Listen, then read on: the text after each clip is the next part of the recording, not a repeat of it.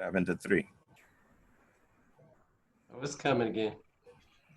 That's part of the countdown. He always gets stuck at 3, and then all of a sudden it's 0, right? At 3, we hold on really tight. At 3.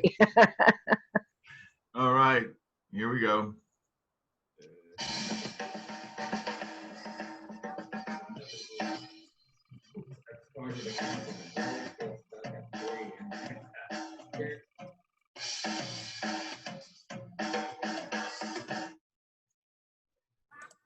Good morning, good morning, good morning, good morning. It is June 1st. Half of the year has gone by. What an unbelievable year. Thank you all for being here at the live studio, virtual studio of the Daily Huddle. My name is Giovanni Gonzalez. Welcome those of you who join us on Facebook. Today we have a phenomenal conversation. Like one of my favorite conversations is about branding. Today we're going to be talking about branding. So I'm really, really excited. At the Daily Huddle, we recognize that it is important to shift the conversation that people have in their lives, and the way to do that is to start your day in a powerful way. And how you start your days through the conversations you have at the beginning. So the way you start your day gives you the rest of the day, and the way that you live each day gives you the rest of your life. It is my privilege to introduce the #1 executive coaching expert, my business partner and co-host of the Daily Huddle, Mr. Sorel Catan. Good morning. Good morning, Giovanni. It is my pleasure to be introduced this way and to give it right back to you as the #1 transformational leadership coach. My business partner, Giovanni Gonzalez, is the co-host of the Daily Huddle. And as he mentioned earlier, we have a phenomenal conversation for you today, coming directly from Haiti. Dr. Edwin Magloire is in Delma, Port-au-Prince, Haiti. And he's here today to address this. What does the world hear when the name of your company or your business is spoken?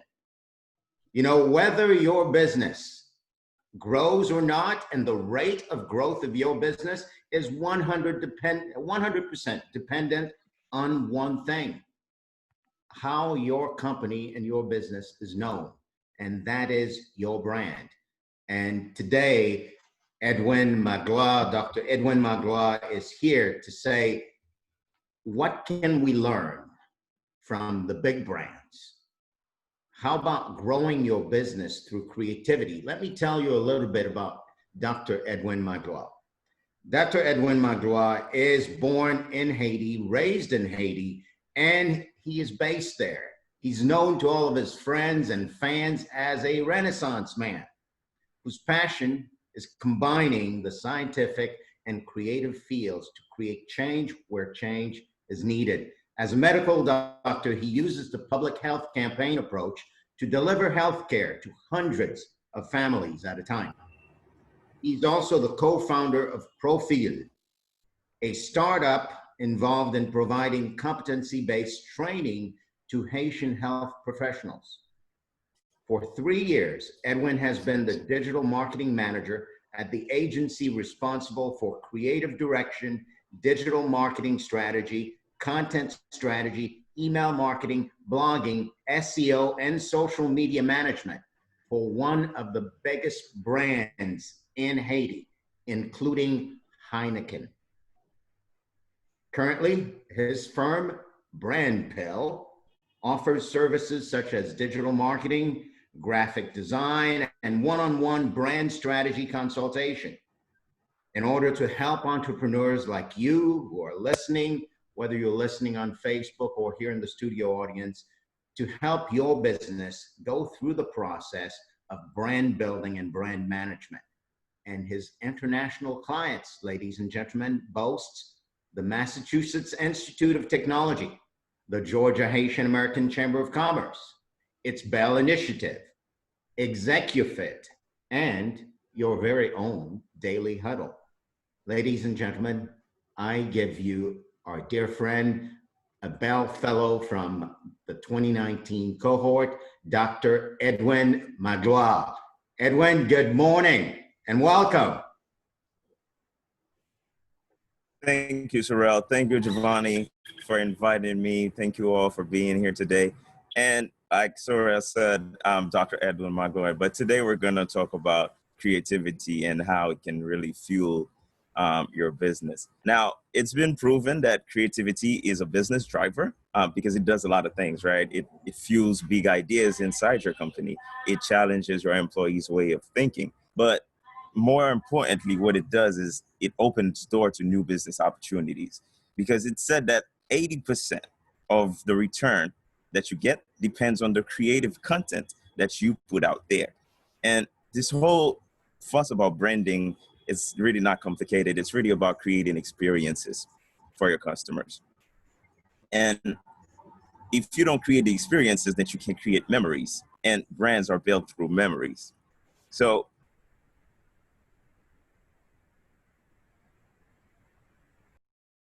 by showing people the Apple logo for 20 milliseconds, that's just like a flash, they become more creative than people who were shown the IBM logo, for example, for the same amount of time.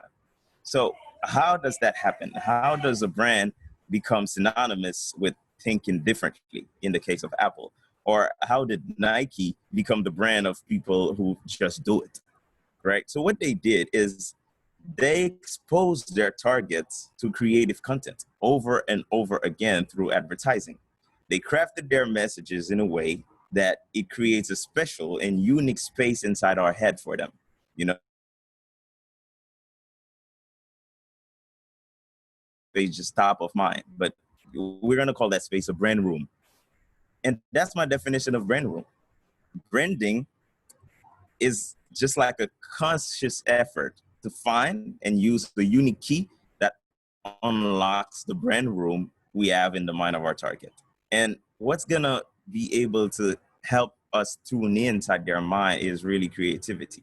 It starts with your logo, for example. I always say the best logo is not the best looking logo, but it's the most appropriate and it's the most distinctive logo, because the whole point is to separate you, because you need to have a unique brand room. There's no point in having a key that when you turn it in and inside the brain of your customer, it reminds them of another brand.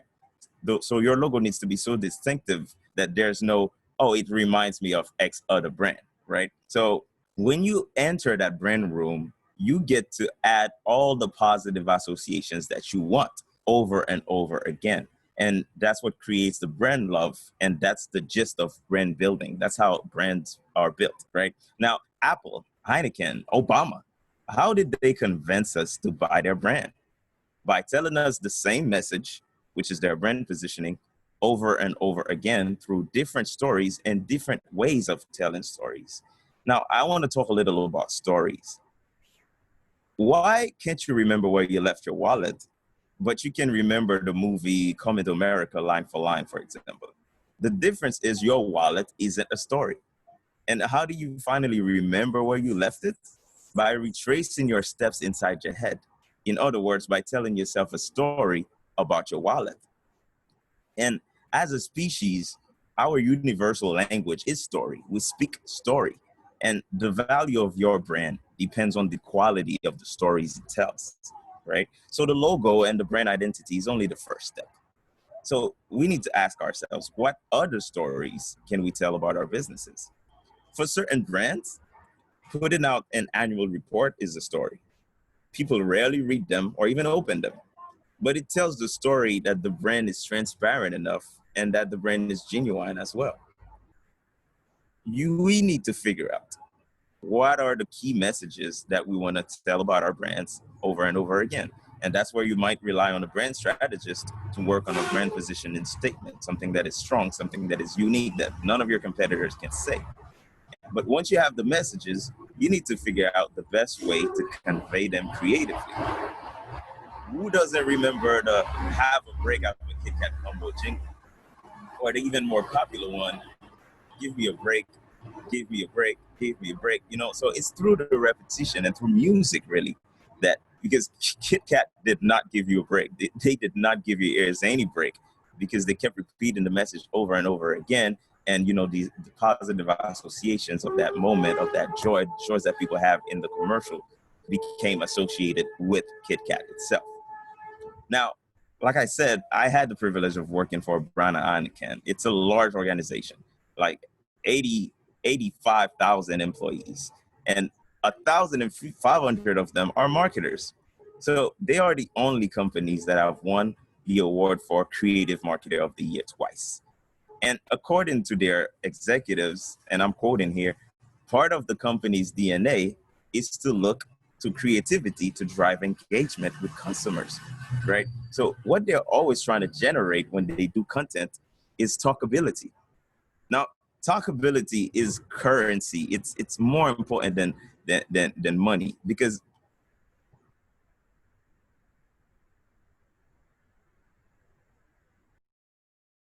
the awareness that you want, the awareness that you planned on when you created that piece of content, but you're paying for less media, right? Because people are doing the talking about you for you, right?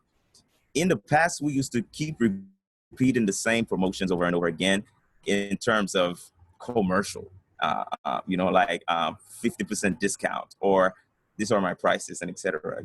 This just doesn't work anymore. And another reason why creativity is important is because in the digital era now, and with social media, you're no longer competing with people, with businesses that are in the same,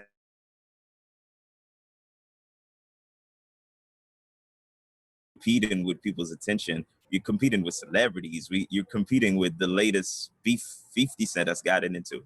So now, when the human mind is bombarded with so much content, what truly sticks, what truly catches their attention is an emotional story.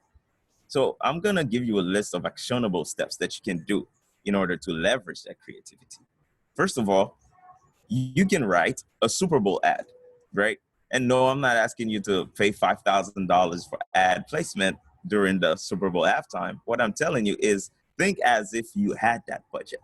Think as if you had the budget to create that kind of content that's gonna only last 30 seconds, but that's gonna be so powerful that people are gonna keep talking about it for years, you know? And you can craft that message. And even if you don't have the budget to make it big and realize it in that way, but you can tone it down and adapt it to your budget and the way your company is.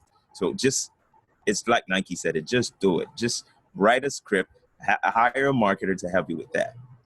The second thing you can do is you can work with a local musician.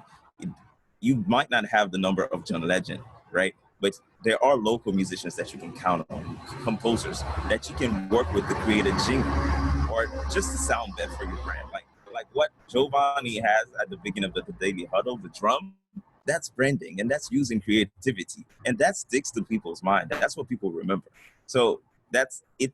It's a case in point to what I'm saying, that you can leverage that creativity, which is just music. And music is the thing that most brands have been using since forever to really, like, even in movies, that's why movies have scores. You know, that's what's create emotion. And, you know, it opens that. If you have that music that is commercially branded for your brand, then you can, it's a powerful key to open that brand room that we were talking about. Photography. Work with a photographer instead of using stock photography, because like I said, branding is about distinctiveness. If everybody's using the same pictures, then you can't create something unique. You can't create a unique connection with your consumer, right? So work with a photographer to create a photo bank. And I'm not talking only headshots. I'm talking real advertising. If you have a service, if you have product, do product photography. If you have a service, show people using your service. Show the satisfaction that they get by using it. So it's really important to leverage photography in that way. And when I say a photo bank, you don't have to do a photo shoot every month. You can create different scenes and do a photo shoot that gives you different scenes that you can use throughout the year if you are working with a good photographer. Illustration also matters, because a lot of brands, a lot of the big things that you see, like even movies, they always start by someone drawing, you know? So the illustrator creates exploratory work. It creates character design, product design, a storyboard, for example. When you see a commercial, when you see a movie, before it was approved, there was first a bunch of pictures saying, hey, this is how it's going to go. So the illustrator does exploratory work, and that's very important. That's very valuable, right, in marketing. But the illustrator can also do final work that you can share with your audience. I'm talking branded marketing collaterals like artworks, greeting cards, promotional items, so many things. So leveraging the illustrator, and the most important part is with illustration, you can go to space because he can draw your brand. He can draw, if you're selling a bottle, for example, a juice bottle, he can show that your juice bottle was on the moon, and you don't necessarily can produce that in real life. So that's the beauty of it, right? And also social media. Social media is about, people talking about stuff. So trends and challenges, etc. So you can always find a unique way to participate in an online challenge. Don't shy from it. For example, if you're a makeup artist, you should be participating in the Don't Rush Challenge, because it's about showing transformation, and your job is transformation. But you can go even more creative, even if you're not in the field of cosmetics or aesthetics, because every entrepreneur, every business actually creates change in some type of way.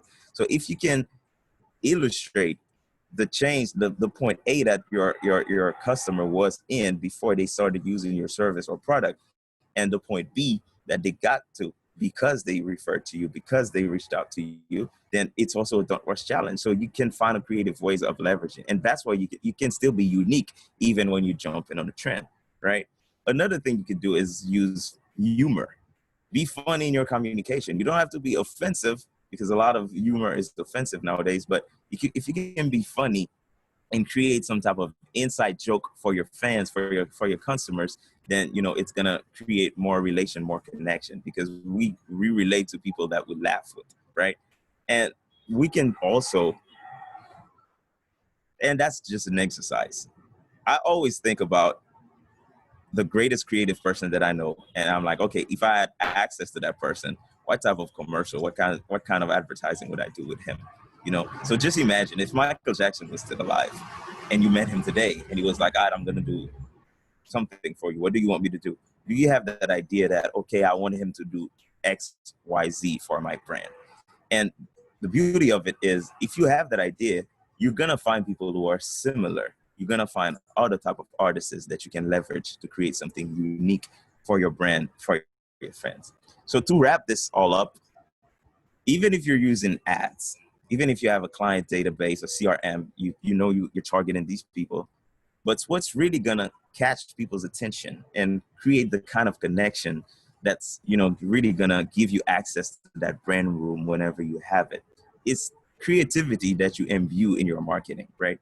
And using technology and creativity together is the best strategy to create positive experiences for customers that will constantly be growing with you, and their brand love, your brand equity will grow with them. So that's what I had to share. Thank you very much. Dr. Magloire, thank you very much. Loving it. I am, my head's going like this, right? Just blowing up, trying to figure out, how am I going to create a Super Bowl ad? That's my next thing. I'm creating a Super Bowl ad, okay? And I'm gonna be calling you. So I'm sure everyone in the room and everyone on Facebook has a whole bunch of questions for you. Giovanni, I'd like for you to go ahead and moderate that. Any comments before you do that, my friend? Yeah, Dr. Edwin, that was really phenomenal. I really love what you opened up for all of us when you said, imagine that you had that $2 million budget and you were going to put your brand in the Super Bowl. What's the story you're going to share, right? It's not like what's the product you're going to share. It's what's the story that's going to create an emotional impact in what you do. That was awesome that you really left me with something. So let me open it up. I think I saw Sheila had her hands up. Go ahead, Sheila. All right. Good morning. That was so awesome, Dr. Edwin. So I'm starting my business. I started my business, and I just started my podcast. And I don't have a clue how to get that thing moving other than sending it to friends and people. And, you know, this morning I thought about a friend of mine whose daughter does this unique kind of music. I said, oh, maybe she'll make a jingle for me. But I wasn't thinking $2 million Super Bowl ad, blow it out. You know, the name of it, Sheila Speaks. But, you know, so my question, I guess, is how do I get that out there other than like sending everybody here an email or something like that? Like, how do I get that podcast, you know, vocal? Or not vocal, people Thank listening. you, Sheila. How do I get listeners? That's the question. Yeah, thank you. Yeah, thank you, Sheila, for the question. And, you know, you really need to start, you know, with your close entourage, because virality starts with one person sharing it. It's, you know, if it goes viral and the whole planet is it's like, you know, the coronavirus, right? It started with one person. So Right. you and your entourage, you really need to understand and take it like seriously in a way that every time a new show comes in, then you set a number of shares that you want to have. You know, if in order for me to get to the level that I want, I need to have at least 10 shares, let's say, to start from my personal community. The guests that you have on the podcast, if you have guests, needs to do the same thing and leverage their own entourage, you know, and have that 10 people. So that's already 20, right?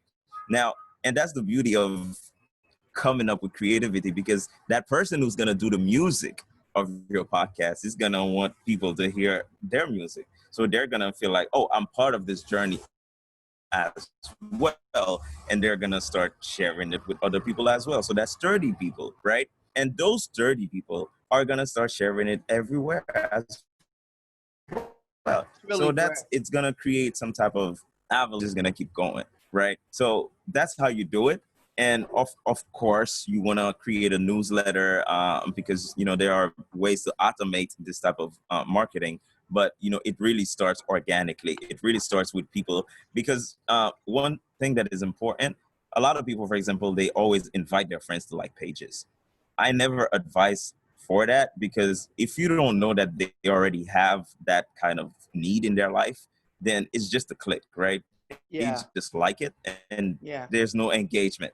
But, you know, it's really starting to figure out who needs the content that I'm creating, who is going to benefit from the content that I'm creating. And if you're doing content for the whole world, then you're doing content for nobody, right? You need to really find out what problem is your podcast solving and then target these people. Thank you. Thank you very much. All right. Thank you, Sheila, and thank you, Dr. Edwin. Ronald, you had a question?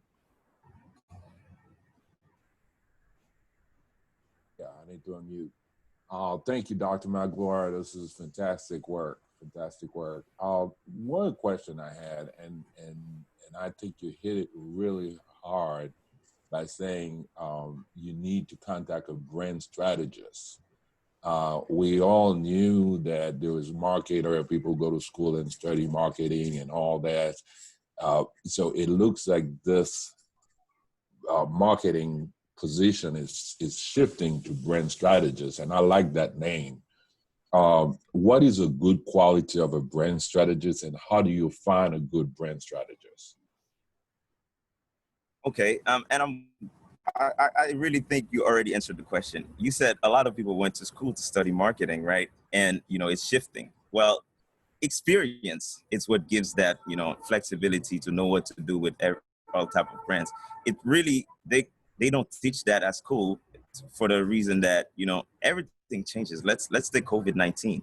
Marketing is being done a very different way right now than it was being done like last month, right? So school is not going to be able to give you that type of flexibility. It's really about experience.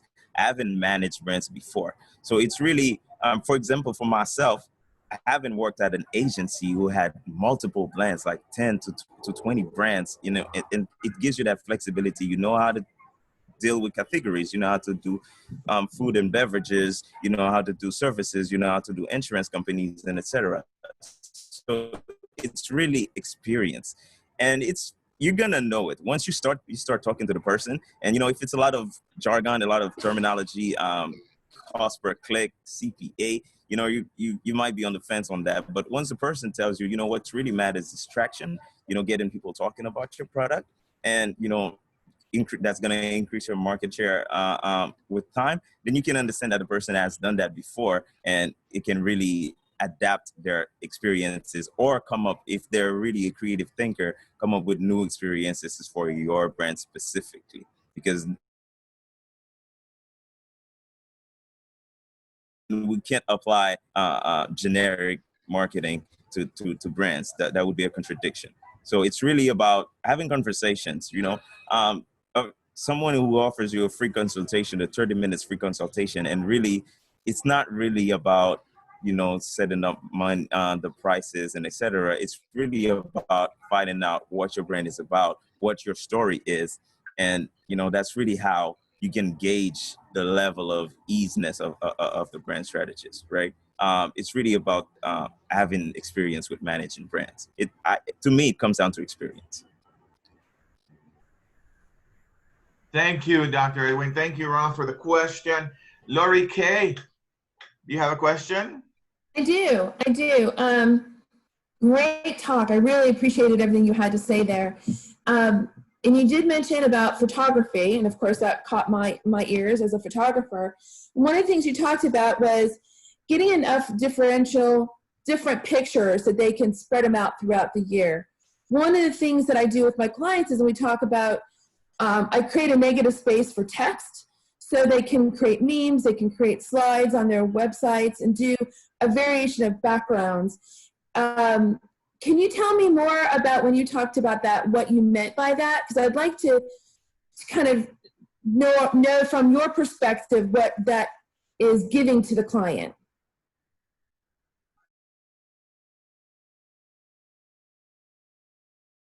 Director, when I reach out to the photographer, I already know the exact thing that the photographer is going to shoot, you know? So it's like we create what is called a mood board, which is basically a collage of other pictures that we find advertising, you know, that have been done in the past.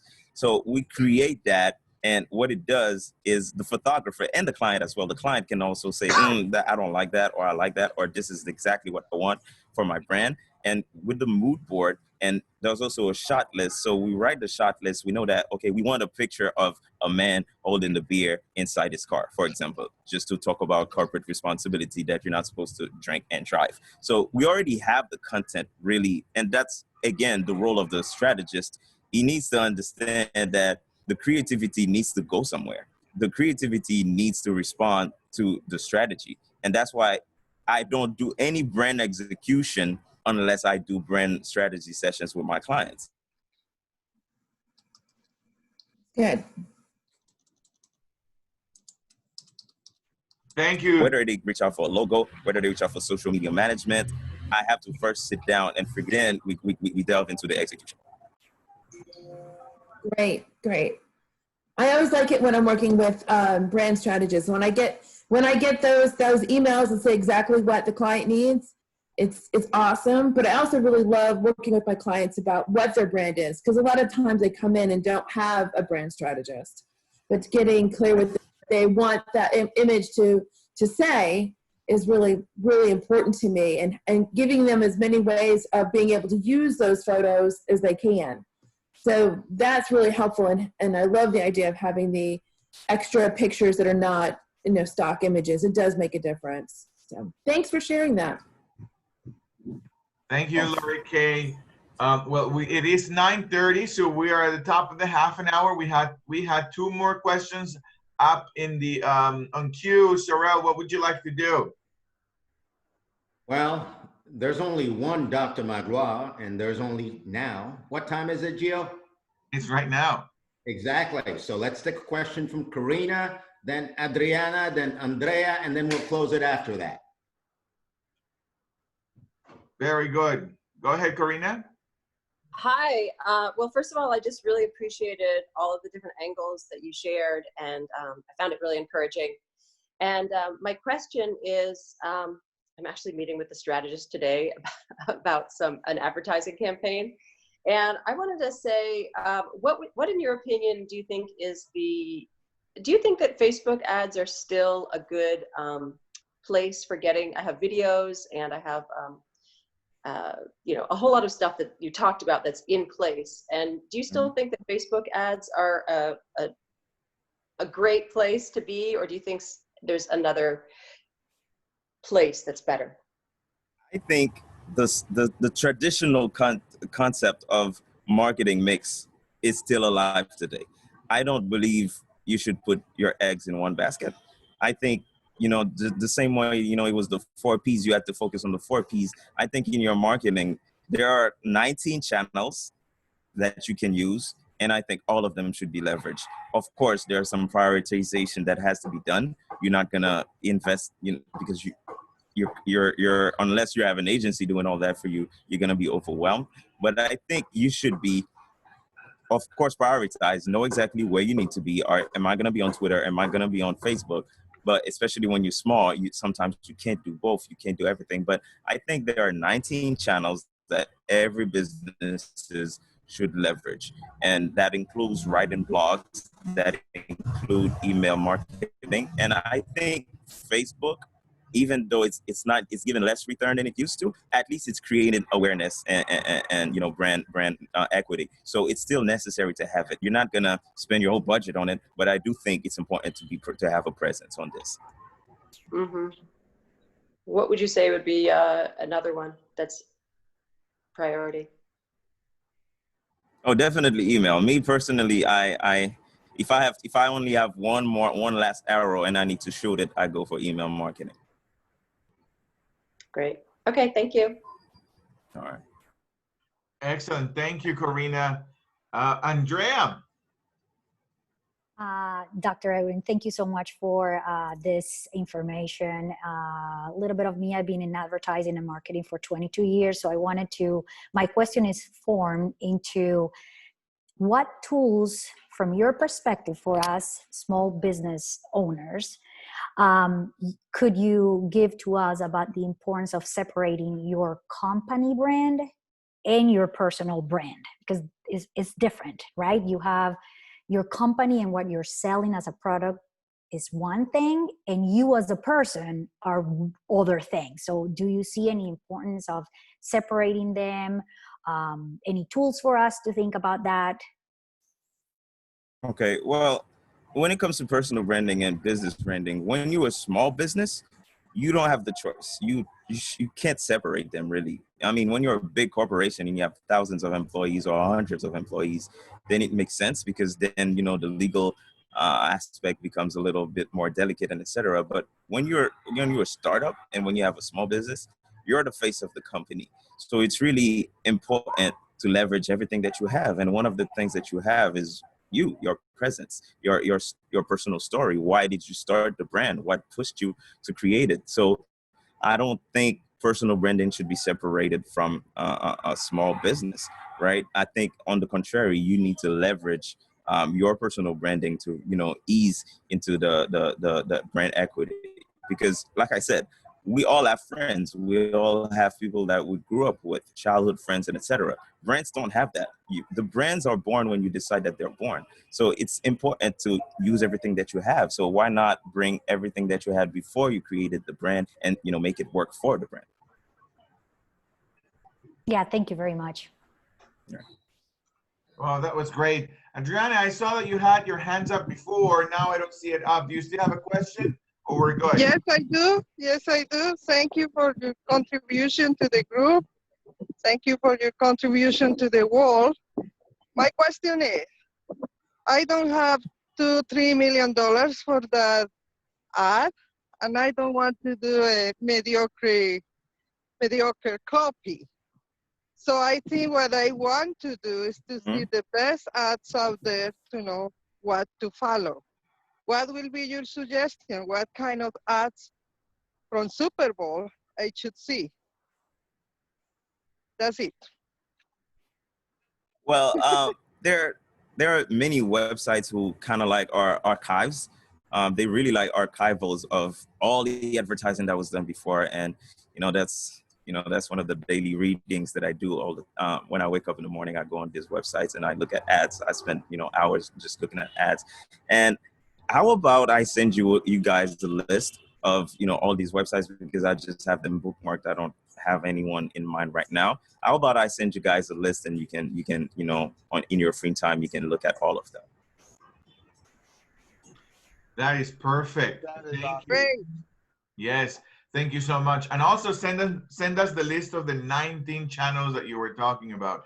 That will be good to actually know what those channels were. I will do. Yes, phenomenal. Thank you, Dr. I Ed. will do.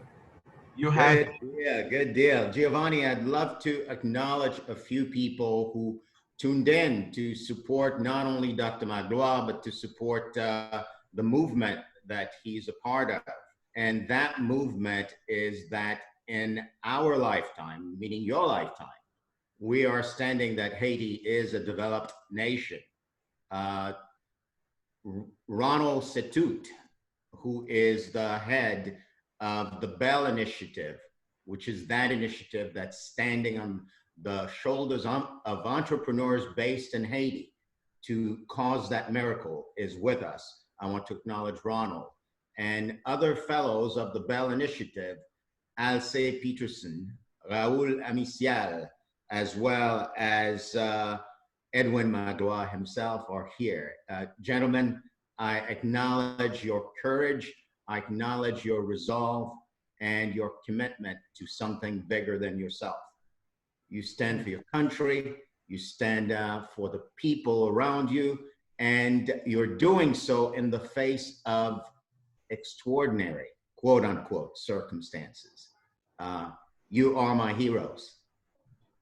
Edwin, thank you for being here. Ronald, I'll say, Thank you. Raul, thank you for being partners in causing something that wasn't going to happen anyhow. Mm-hmm. And all of you, thank you for being here to witness that miracle. Whether you're here in the studio audience or live on Facebook and in Alaska or Russia, wherever you're watching, you're part of this movement.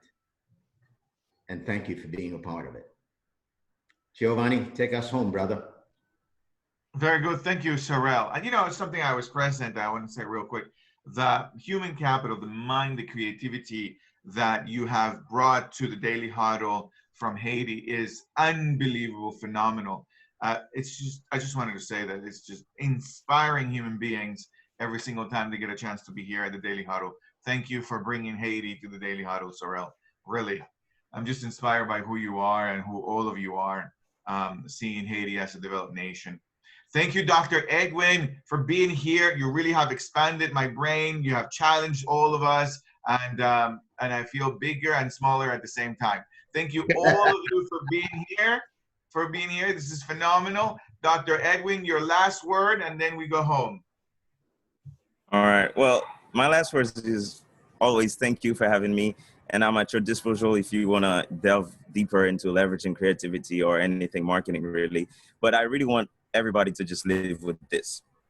If you want to be a big brand, I mean, if you wait to be a big brand to behave like one, then you'll never be a big brand. So start now. Beautiful. Thank you so much. Love it. Yes. Everybody, have a phenomenal rest of the day, and we'll see you tomorrow to talk about the love that we have for our community and the dream that Dr. King had once. Talk to you guys later. Bye-bye. Bye. Guys. Have a great day. Thank you. Thanks, Dr. Edwin.